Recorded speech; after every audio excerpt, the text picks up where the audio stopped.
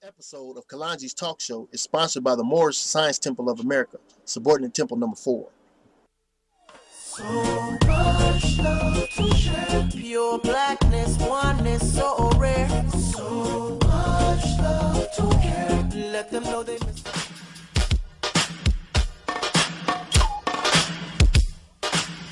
Broken glass everywhere. People pissing on the stage, you know they just don't care. I can't take the smell, can't take the noise. Got no money to move out, I guess I got no choice. Rats in the front room, roaches in the back.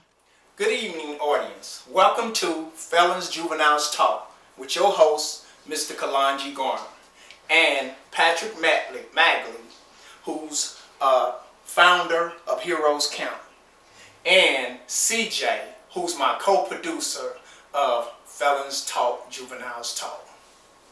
Today, before I introduce my guests, I'm going to take some time to educate the public about the main purpose of my show.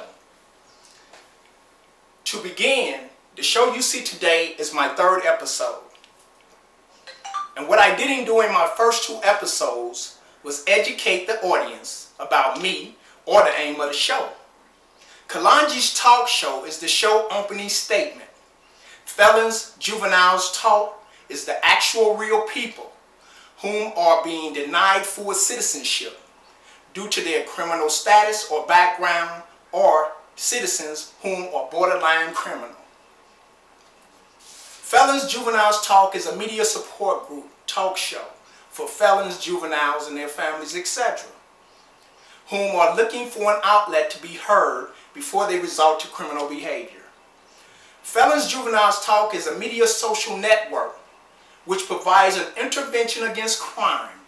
That is, as of now, felons, juveniles, and their families are often heard by mainstream media after committing crimes and not before, which results in felons, juveniles unknowingly giving up their 6th Amendment right to have counsel at every adversarial proceeding, which includes pretrial publicity. Due to anything they say before trial can be used against them in the court of law. Consequently, pretrial publicity is robbing ones of their 5th Amendment constitutional right to be free from self-incrimination. Kalongi's talk show provides felons, juveniles, and their families the opportunity to be heard before they react criminal, which give rise to a victim in a vindictive criminal justice system. Felons Juveniles Talk is unedited, which means every word and act is by real people with real issues. It's almost reality TV. We're going to go to a commercial, then come back, and I'll introduce my guests.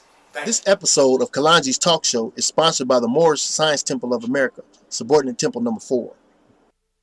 So much love to share. Pure blackness, oneness, so rare. So much love to care. Welcome back to the Kalongi's talk show. Today I'm going to introduce my guest, David Frank, One Voice. One voice now. One Voice Now. Tenant Bay, Sheep Tenant Bay, Divine Minister, subordinate temple number 4, and Sheep Blackman Eel, Chairman of subordinate temple. chairman of subordinate temple number 4. Indianapolis. Indianapolis, Indiana. Okay. Today we're going to talk about pretrial publicity and the effect that it have on pretrial detainees and their families. We are also going to discuss children of incarcerated parents, and we have ones in the audience that have fathers or mothers or somebody in their family that's been locked down too. So what we're going to do is we're going to start by first having our first guest, David Frank, introduce himself, and we're going to go around the table and each one going to introduce themselves. Kalongi, thanks for having me on your program. Really appreciate it, and thanks for the job you're doing for us here in our community. My name's Dave Frank, and I'm from South Bend, and I've been an activist here for the last 25 years.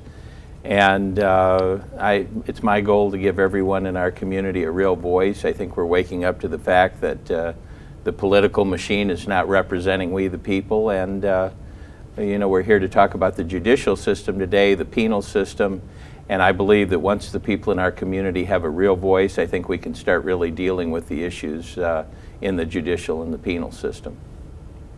All right. Tenenbaugh. All right, thank you. And thank you, Kalongi, for having us here. My name is Sheikh S.A. Tenenbaugh, Divine Minister. I'm a 27-year member of the Moorish Science Temple of America and a recent member of Subordinate Temple number 4 over the last 2-3 years, located in Indianapolis, Indiana. I'm also the National Director of Prison Ministry. I'm also the Assistant Grand Sheikh of Subordinate Temple number 4. Under our Grand Sheikh, Sheikh Leroy Graves L. is doing a marvelous job, and at this time, I'd definitely like to give honors to our Grand Sheikh, our local Grand Sheikh. He couldn't be here today due to his work schedule, so I'd like to extend honors to him. That's Sheikh Leroy Graves L., Indianapolis, Indiana, Subordinate Temple number 4. Okay. And now you, Mr. Sheikh Blackman. Yes, and I'm glad to be here, Brother Kalongi, and it's good to see you. I'm Sheikh J.C. Juan C. Blackman L., Chairman of Subordinate Temple number 4. I've been active with Moorish Science since 1974.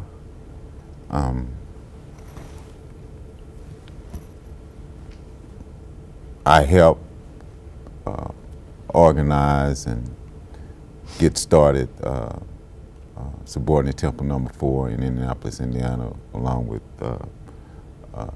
Sheikh S.A. Tenenbaugh and Sheikh Leroy Graves L. In concert, we were able to put together a temple for the communities of Moors there in Indianapolis. Okay. What I'm going to do here is I'm going to read from an article that I pulled up off the internet. It's from the American Criminal Law Review, fall 2010. And basically it gives a detailed account of what pretrial publicity is. And in Gentile, he was an actual victim of pretrial publicity. And he ended up challenging the pretrial publicity that he received and how it affected his trial. So the case is a precedent case now. It sets out there. So what I'm going to do is I'm going to read some of the details of it, and then what we're going to do is we're going to dialogue on it. Okay. Introduction. The title of it is Extrajudicial Comments and the Special Responsibilities of Prosecutors. Felons are the model roles or rules in today's media age. Introduction. In a highly fractured decision consisting of two separate 5-4 majority opinions, the United States Supreme Court confronted in Gentile versus Nevada State Bar the degree to which lawyers' outside courtroom speech should be curtailed when balanced against the competing risk of improper influence on a penal trial. One of the things they looked at was today, nearly 2 decades after this ruling, Gentile remains the seminal judicial precedent in this area, but the behavioral standards that it established for proper and ethical trial publicity remain less than clear. The ever-increasing expansion and ubiquity of new forms of communication have led to high-profile cases. Like in Indianapolis, for example, they got a guy, Taiwan Lundy, home invasion. He was one of the ones that's supposed to have been involved in it. Mainstream media got in it, which was Fox 59. They put him all on the TV to apologize about what he had done and the people that was involved in the crime. Well, even though it served the purpose of basically letting him apologize for his crime, it still robbed him of his right not to give incriminating statements that will later have an effect on his trial. There you go.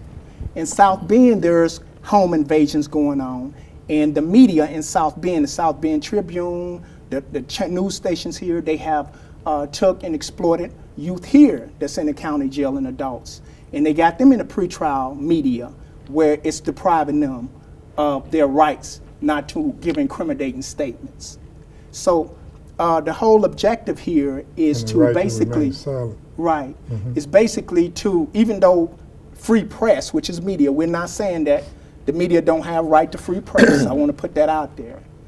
We're not saying the media can't do its job as journalists. But what we are saying is that it's an adversarial proceeding when a person has to put himself out on TV because he's trying to have a public opinion or a public trial to tell the people what part he played in a crime, not realizing that without an attorney that's skilled and knowledgeable in the law, he's robbing himself of the right to a fair trial. Right. Okay. In Gentile versus Nevada State Bar, they set out some of the standards on what prosecutors can do when it comes to prosecutorial misconduct and when it comes to attorneys, defense counsels, what they can do. It goes on and it talks about, unlike 20 years ago when newspapers, radio, and network televisions were the only media outlets, today there is media coverage 24 hours a day on television, cable, the web, faxes, cell phones, and other emerging media. 3, this nonstop pervasive media culture has generated increased potential for prejudice to such a degree that the delicate balance reached in Gentile may not provide adequate guidance to lawyers and especially prosecutors struggling with how to properly address or avoid the court of public opinion. Now, the show being catered toward felons is a class as a group. This gives them pre-media opportunity before committing the crime. The ones that are borderline criminal, an opportunity to come on, hear felons that actually been through the system so that they can avoid some of those same problems that the media may basically confront them with when it comes to pretrial publicity. So what I'm going to do is each one of y'all, if you know somebody or if you've been involved in it, if you've seen it on TV, if I gave you a scenario as an example and you end up getting in the mail a letter saying that you had to go on jury duty and you done heard about these cases in the media, as a citizen of St. Joseph County or Marion County, what would be a response if you got that and you done heard in the media about somebody done broken somebody's house, somebody done murdered somebody or robbed somebody? What would be your response if you have to sit on a jury? Well, I think you'd be prejudiced because you'd already have information that, was biased, wasn't necessarily true. And, that's why I think we really have to take another look at the freedom of the press, because the original intent of freedom of the press wasn't about trying somebody out in the public like we're doing now. It was really more about giving us a platform to speak out against the government if the government is doing something wrong against the citizens. So freedom of the press has been used in the wrong way, and I think what we need to do is we need to sort of have rules in our community to decide what role we want the press to play in the judicial system. Because the press's philosophy has always been, if it bleeds, it leads. That's why they're always looking for sensational stories to jump on. Right. And they don't always have the facts, and they can actually try someone right in the media and ruin their lives. This has happened many times. And that's why I think we really need to have some better rules for the media if we're going to have them reporting on judicial issues. Okay. That's the way I feel about it. Okay, you have you've been talking about and promoting this public on the public broadcasting channel about Right. the issue channel, Right, dealing with the community. right. How would that play a part in pretrial publicity if that was an issue that the people could vote on? How would that play a part in helping ones prior to pretrial publicity? I think there are people right now that have ideas in our community to make our judicial system better. Rules that would pertain to the media, for one. Maybe an issue can't even be presented via the media until it's gone through due process. That's just an idea that I would have to make our judicial system better. But what we want to do is we want to put the necessary communication technology together in every community so that the issues like the ones that we're discussing right now can be presented directly to the community, discussed, and ideas to make that problem go away voted on and implemented in our community by the people, not the lawyers, because I think we're now learning that the judicial system is totally broken and totally corrupt, and it's not working for we the people, although we're paying taxes to finance this thing. I think what we need is a direct voice coming directly from the citizens on issues in the judicial system. Our goal is to put the necessary communication tools in place so that you, the people, can raise debate and vote on issues like this. That's our goal as far as the project that we're working on in our community. Okay. And you, what would you, as a teacher, the prison minister of... I haven't qualified myself as a teacher yet. Okay, let me do, I got you.